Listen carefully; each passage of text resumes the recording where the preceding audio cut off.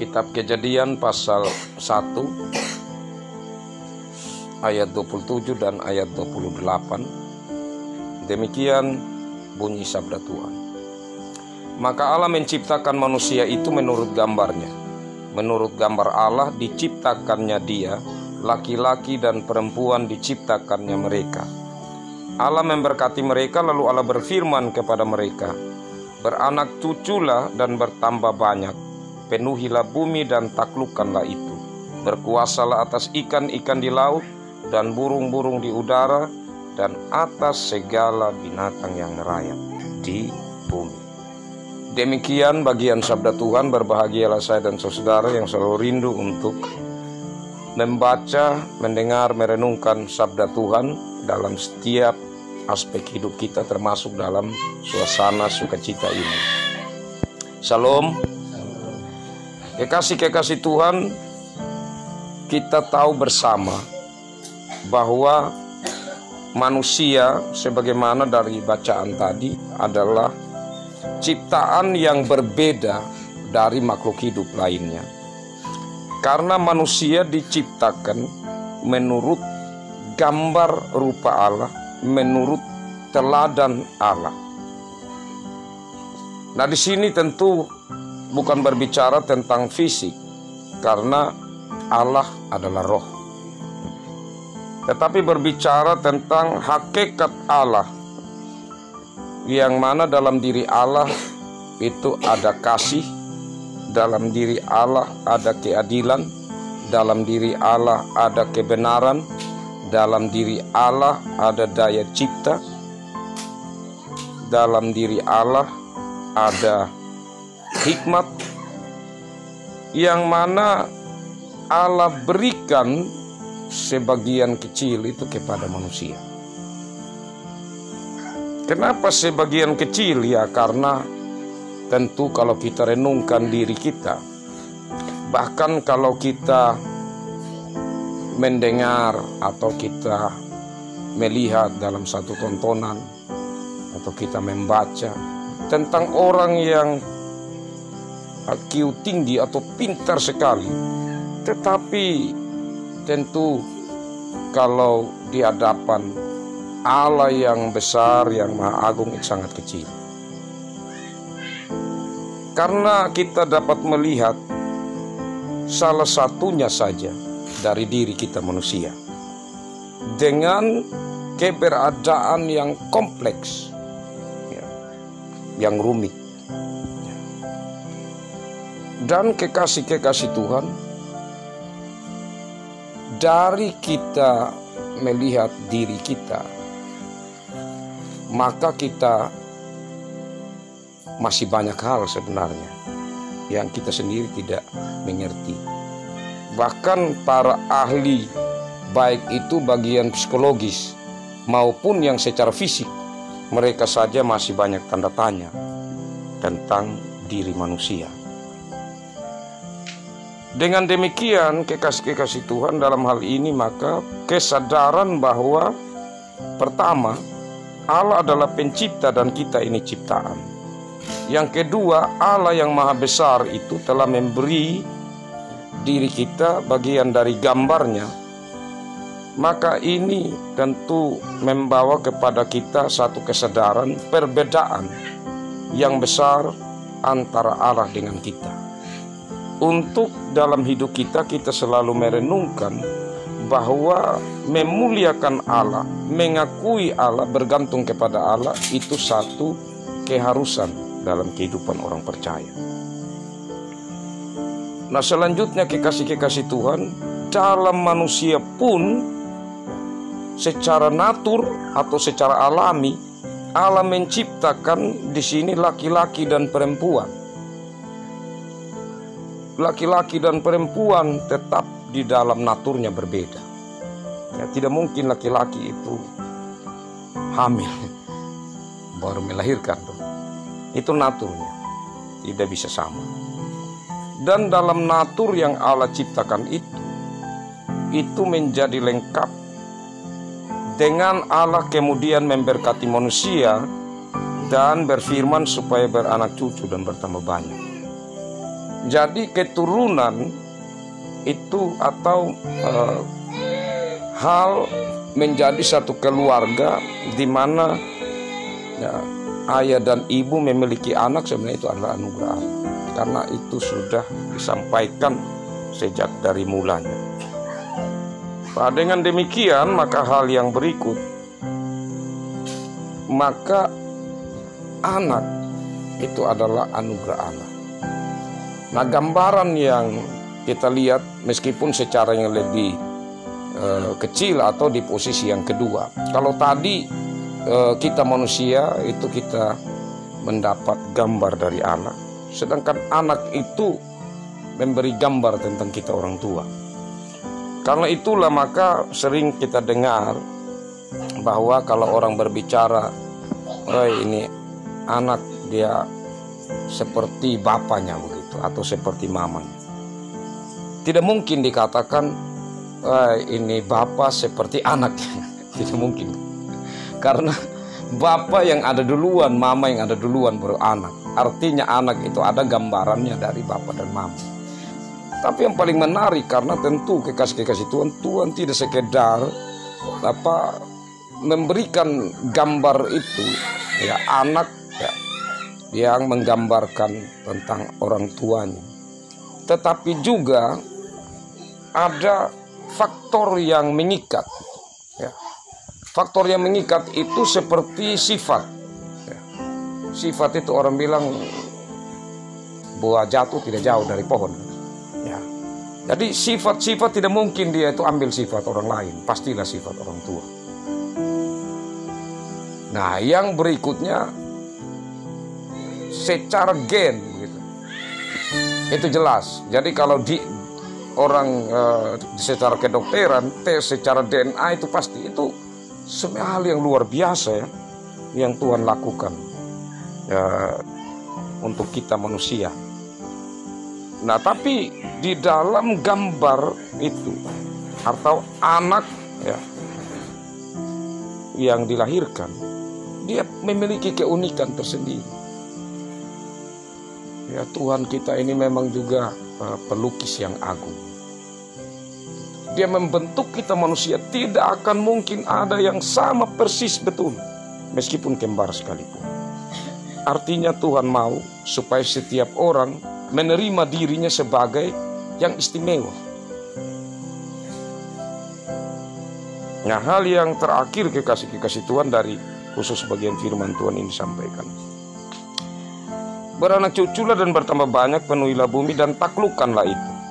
Berkuasalah atas 1 ikan di laut, 2 burung di udara, dan 3 segala binatang yang merayap di bumi. Ya, jadi menguasai daerah laut, menguasai daerah udara, dan menguasai di bumi. Nah, ini maksudnya kekasih-kekasih Tuhan, bahwa kita manusia diberikan satu kuasa yang besar oleh Tuhan. Dan kuasa yang besar itu yang mengharuskan kita menjadi orang yang bertanggung jawab kepada yang memberi kuasa. Nah, maksudnya begini. Segala sesuatu yang diberikan oleh Allah, kita pertanggungjawabkan kepada Allah. Ini berbicara tentang salah satunya bekerja. Jadi menaklukkan ini juga ada dari sisi lain bekerja. Saya bekerja sebagai nelayan, contohnya yang berkuasa di laut. Ya, tetapi segala sesuatu saya pertanggungjawabkan kepada Tuhan, segi waktunya dan lain sebagainya.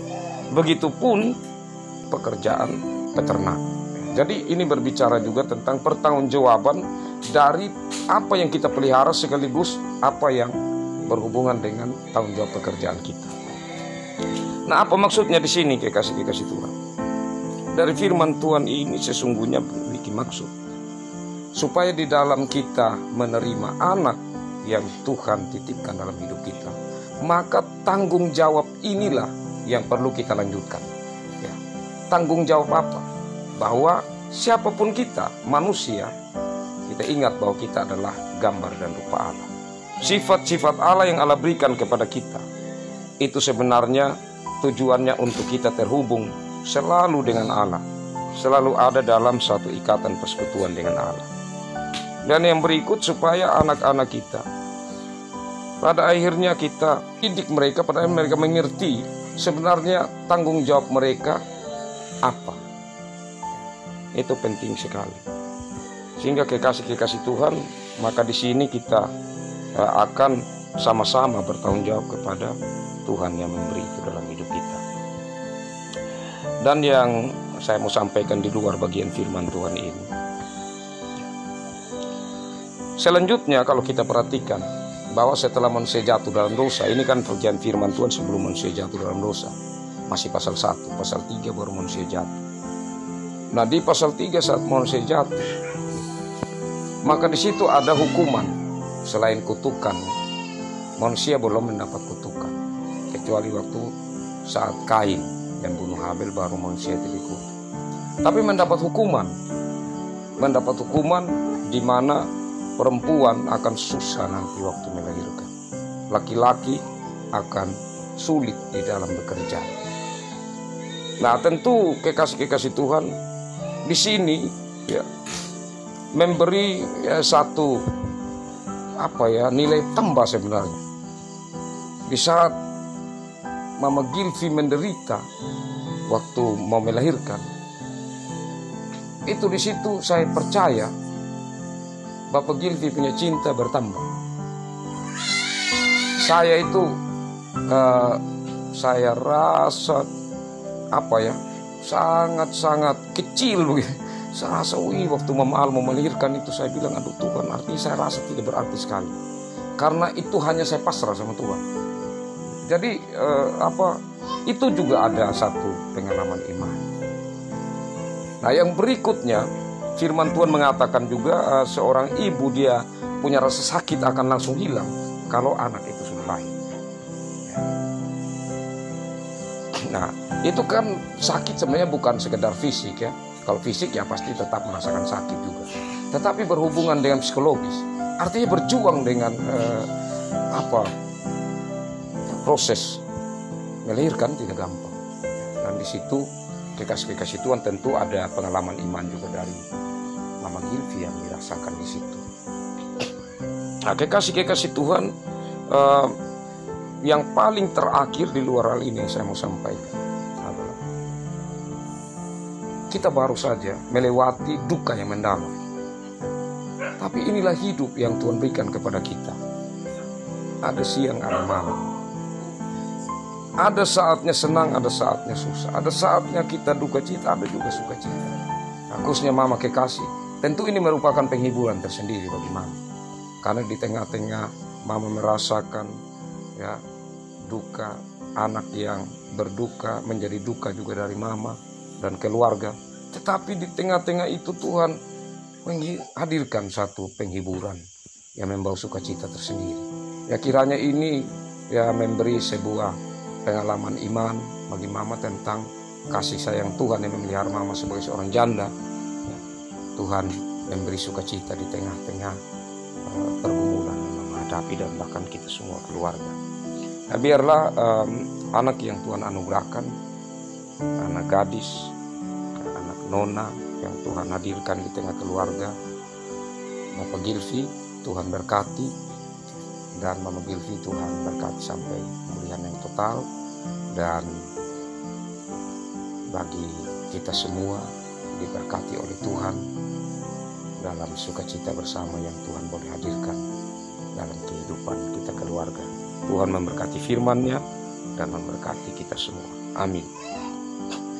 Kekasih-kekasih Tuhan, menyambut firman Tuhan ini saya ajak kita menyanyi Kidung Jemaat 287 bagian B ayat 1. Kidung Jemaat 287B ayat 1. Sekarang bersyukur hai hati mulut tangan, sempurna dan besar segala karya Tuhan.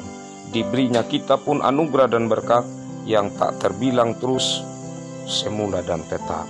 Sekarang bersyukur hai hati mulut tangan, sempurna dan besar segala karya Tuhan.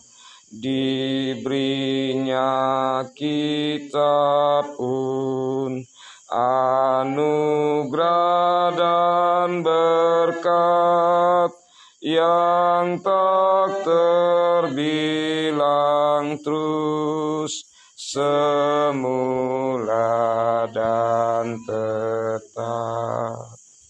Kita akan masuk dalam doa. Mari kita satu dalam doa, kita berdoa.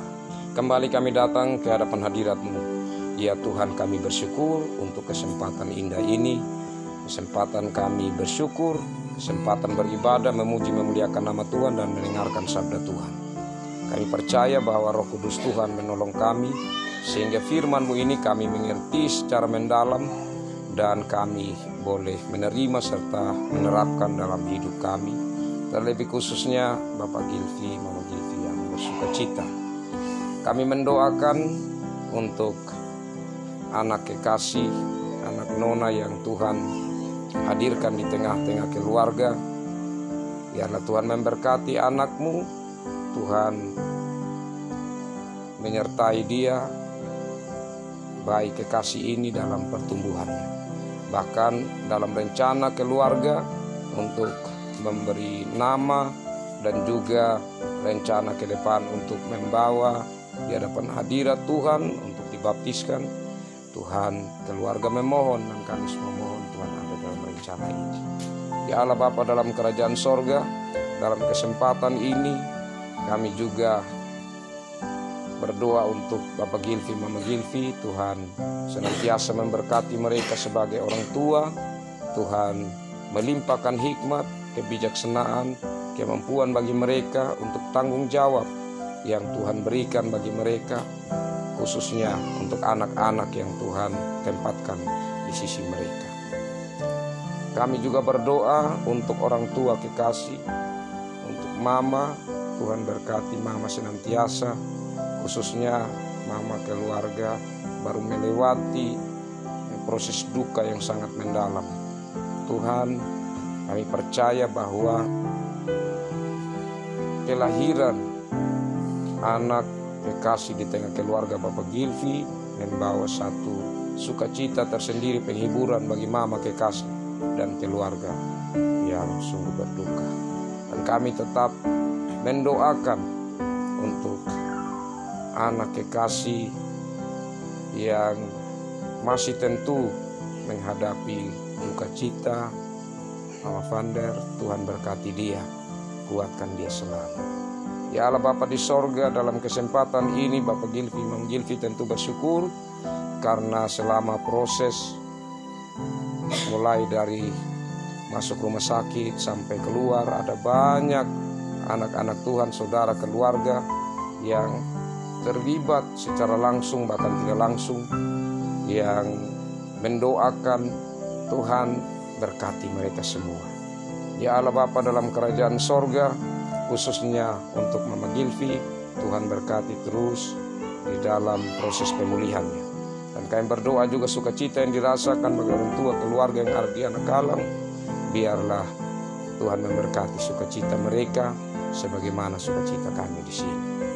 Saat ini Tuhan, sebagai ungkapan syukur keluarga, ada persembahan mereka. Tuhan mari berkati, biarlah persembahan ini menjadi berkat bagi harapan keluarga dan syukur keluarga, menjadi berkat bagi pekerjaan pelayanan Tuhan demi kemuliaan nama Tuhan. Ini doa kami ya Bapa, dalam Yesus Kristus kami naikkan syukur dan syafaat kepada Bapa di sorga. Amin. Demikian ibadah ini, Tuhan Yesus memberkati. Shalom.